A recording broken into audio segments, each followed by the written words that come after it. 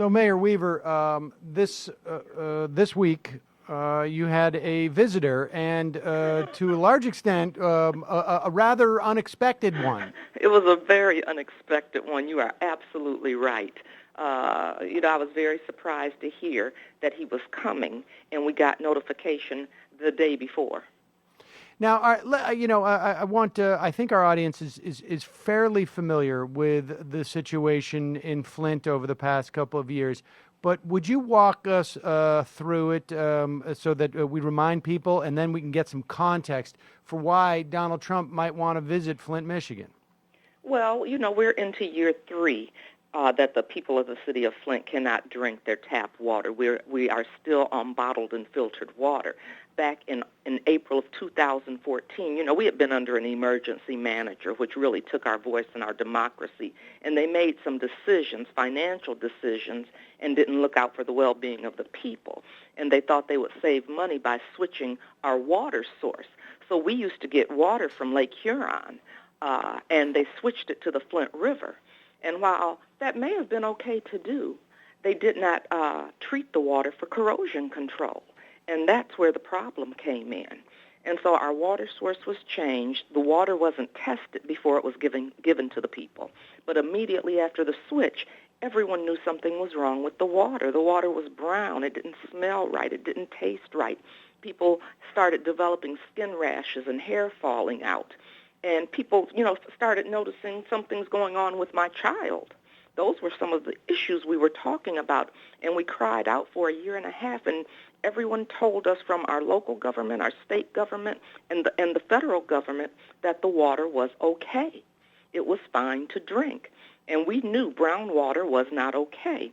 And it wasn't until probably sometime in September of 15 where they said, okay, there is a problem with the water. We have lead in our water. And, Dr. Mark Edwards from Virginia Tech came and started testing the water and let us know this water, has got high amounts of lead in it. And then our medical community spoke up and said the same thing. And that was what happened. And so when I got into office in November of 15.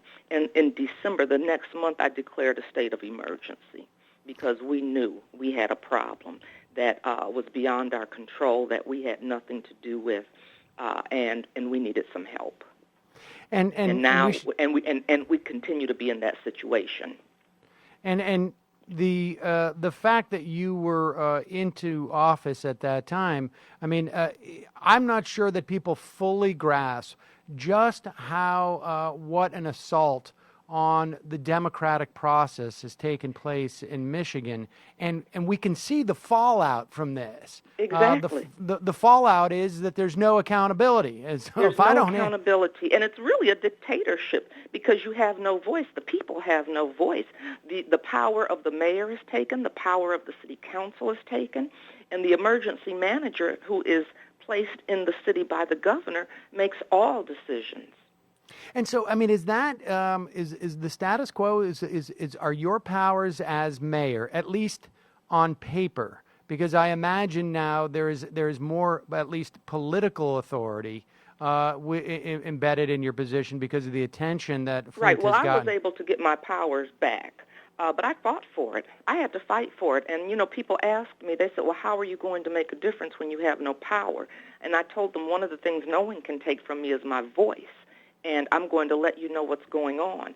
And if they try to stop me, I will be in front of the media every single day to tell you what is happening, if nothing else. And that was what I did. I just went in and said, I'm going to let you know what's happening. I'm going to give it to you whether it's good news or bad news.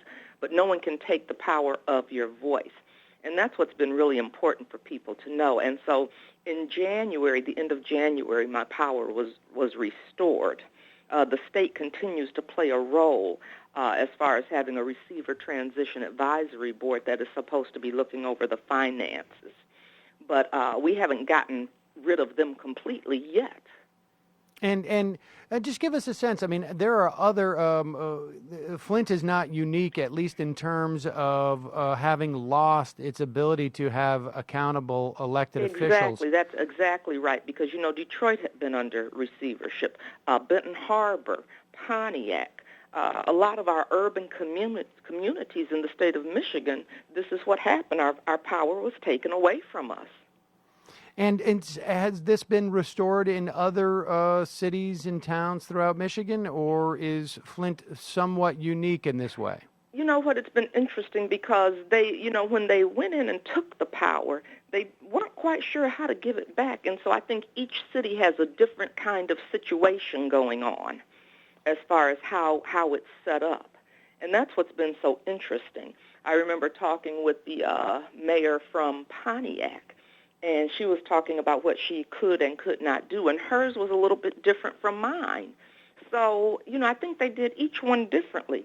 And in fact, they've even gone so far as to, you can put an emergency manager over a school district because that's something that happened in Detroit as well. So it's been very interesting to see how the state has operated. And one of the things that's also come to light as a result of the water crisis in Flint is this emergency manager law that's been in the state of Michigan.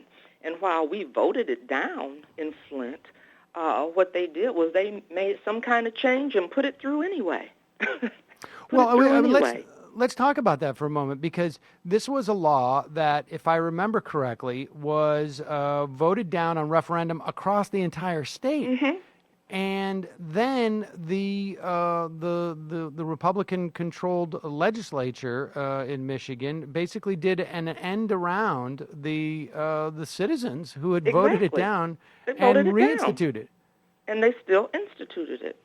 And so that's what we want people to really take a look at, is what has happened in Michigan with that emergency manager law.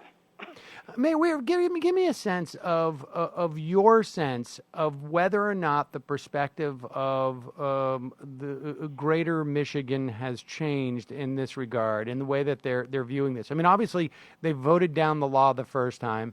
Governor Snyder figured out a way of reinstituting this law. And we should remind people, too, this is a guy who ran as a technocrat, who ran as Mr. Nerd, I think it was. That's you can exactly correct right. me. And it's interesting because that was one of the things I remember when I was campaigning. We're not glad the water crisis was going on, but it got people paying attention and recognizing we've got to come out and vote. And there was so much apathy around voting, but it was almost like, well, we vote for things, but it doesn't matter.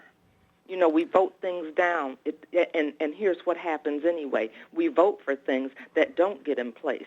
And, having this happen with this emergency manager law, it made people very apathetic, because it was, what is the point of voting when they do what they want regardless?